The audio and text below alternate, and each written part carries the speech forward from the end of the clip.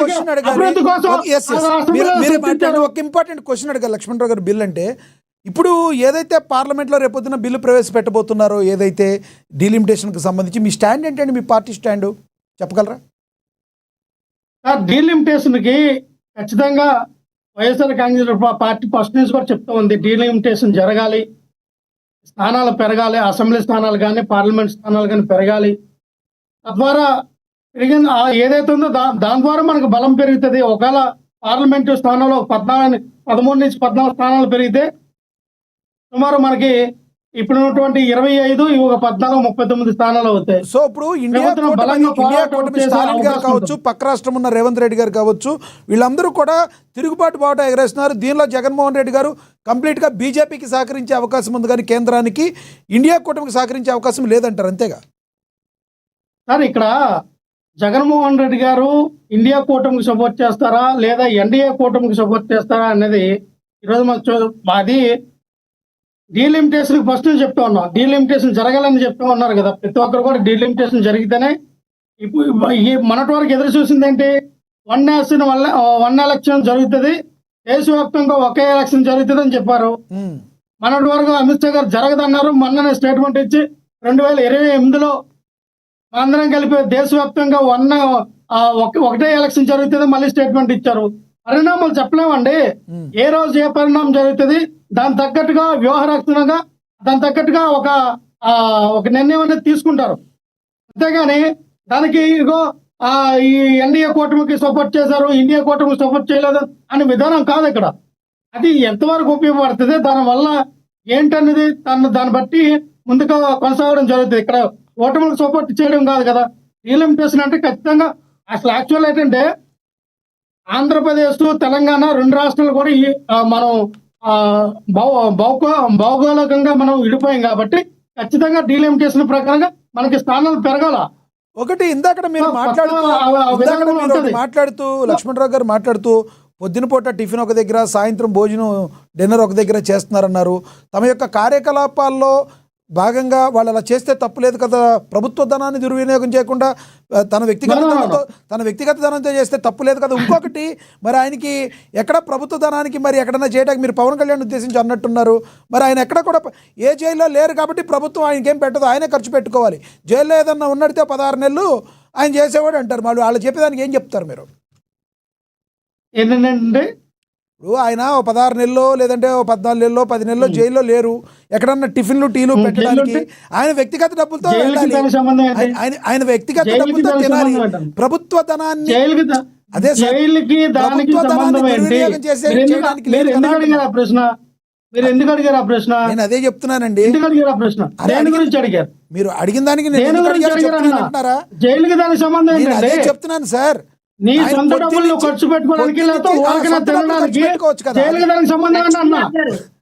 ఒక్క నిమిషం నేను అనేది తప్పుగా వినండి సార్, చాలా తప్పు, అది చాలా తప్పు. అసలు వినండి సార్, చెప్పండి. మీరు అడిగిన ప్రశ్న చాలా తప్పు, ఖండించదగినటువంటి ప్రశ్న. జైలుకి వెళ్తే ఫ్రీగా టిఫిన్లు టీలు ఇస్తారు ఏంటి సార్? అది ఏ మోటోతో అడిగారండి మీరు? నేను అడిగింది అదే. ఆయన వ్యక్తిగతంగా ప్రభుత్వ ధనాన్ని ఆయన దగ్గర అవకాశం లేదు ఆయనకి. వినండి సార్, ఆయన చంద్రబాబు నాయుడు గారు 53 రోజులు జైల్లో ఉన్నాడండి, చెప్పుకూడదు తినలేదా? ఆయనకైనా స్పెషల్ భోజనాలు వచ్చాయా?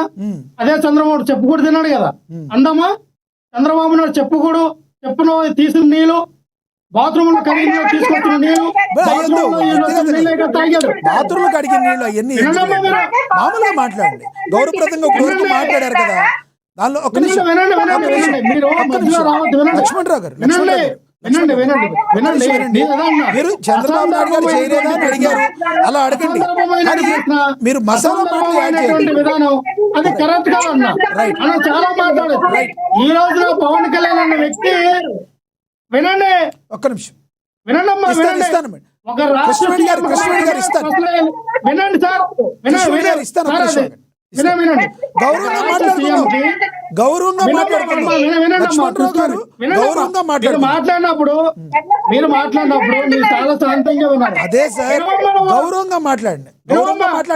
మాట్లాడినప్పుడు చాలా మీరు మీరు చాలా మాట్లాడినా నేను చాలా ఓపికతో విన్నాను.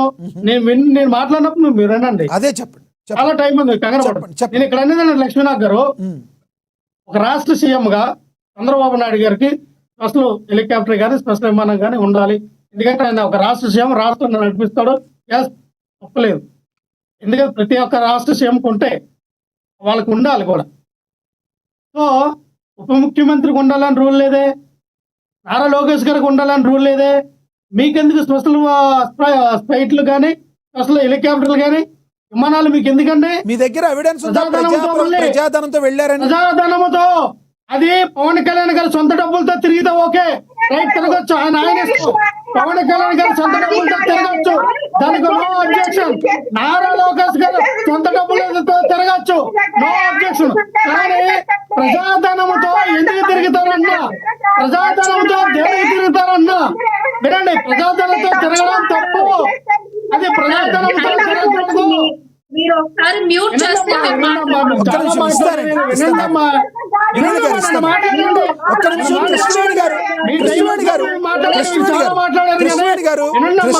దయచేసి ఆగండి. కృష్ణవేణి గారు ఇద్దరు మాట్లాడితే అర్థం కాదు. ఇందాక మీరు మాట్లాడినప్పుడు ఆయన మాట్లాడలేదు. అభ్యంతరం ఓడి ఉంటే నేనే ఆపుతాను. అభ్యంతరం ఓడి మాట్లాడితే నేనే ఆపుతాను. దయచేసి కృష్ణవేణి గారు సంయమనం పాటించండి. ఒక్క నిమిషం ఆగండి, నేను ఇస్తాను. ఆయన ఖండించదగిన విషయం అయితే మీరు మాట్లాడతారు, కానీ అభ్యంతరం వర్డ్స్ ఉంటే నేను చెప్తా. మీరు అయితే ఒకటి చెప్పండి, ఇక్కడి నుంచి బెంగళూరు కాకుండా హైదరాబాద్ వేదికగా ఆయన మా కార్యకలాపాలు చేసే అవకాశం ఉందంటారా జగన్మోహన్ రెడ్డి గారు? లక్ష్మీనాథ్ గారు ఏంటంటే టీడీపీ నుంచి కూడా జనసేన పార్టీ నుంచి చాలా మాట్లాడినారు కదా, నేను సమాధానం చెప్పాలి కదా దానికి. ఇంకా చాలా సమాధానం చెప్పాలి. తప్పకుండా మధ్యలో అడ్డుదాడితాలుగా జగన్మోహన్ రెడ్డి గారు వస్తే ఈ కాంట్రాక్టులు కూడా మరి బెదిరిస్తున్నాడండి, రేపు పొద్దున జైల్లో వేస్తాడట అని. మా చంద్రబాబు నాయుడు గారు ఒకసారి 2 సార్లు కాదు 4 సార్లు సీఎం అయ్యారు. ఒక్క ఆంధ్రప్రదేశ్లో ఒక్క ప్రభుత్వ మెడికల్ కాలేజ్ ఎప్పుడైనా కట్టడమా? ఒక్క కాలేజ్ కూడా, ఒక్క కాలేజ్ చంద్రబాబు నాయుడు పర్మిషన్ తీసుకొచ్చి నేనుగో ఈ కాలేజ్ కట్టానని మీ గుండెల మీద చేసుకొని చెప్పు. ఎందుకు మాట్లాడతాం మనకంతా? ఎందుకమ్మా మన శాతకాల జగన్మోహన్ రెడ్డి గారు 17 మెడికల్ కాలేజీకి పర్మిషన్ తీసుకొచ్చి 4 కంప్లీట్ అయ్యి 4 కూడా నడుస్తూ ఉన్నాయి. 60-70% అయినాయి. దాన్ని మీరు కట్టండి అంటే మీరు పీపీపీ మోడల్లో ఎవరితో దారదత్తం చేస్తారా? ఎవడబ్బు సొమ్మని దారదత్తం చేయడానికి? లక్ష్మణరావు గారు వినండి సార్, ఇంక చాలా మాట్లాడారు. ఇంకోటి కూడా ఏంటన్నారంటే జగన్మోహన్ రెడ్డి గారు రప్పా అని అడుగుతామన్నారు, అధికారంలోకి వస్తానే జగన్మోహన్ రెడ్డి గారు రప్పా అని అడుగుతున్నారు అనలేదు.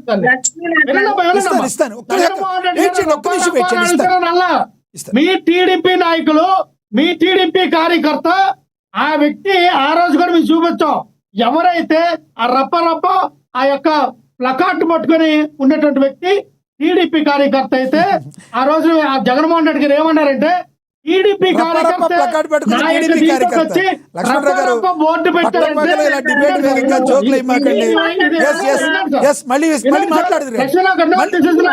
మళ్ళీ ఇస్తారు సార్. అందరికీ సమానంగా ఇచ్చాను, మీరు అందరూ కూడా మాట్లాడారు. టీడీపీ కార్యకర్త ప్లకార్డు పట్టుకున్నాడంటే వాడు ఎంత కోపం వచ్చిందో ఈ ప్రభుత్వం. మీ అభిప్రాయం అర్థమైంది, ఇస్తాను. మీరు కంక్లూడ్ చేద్దరు కానీ ఇస్తాను.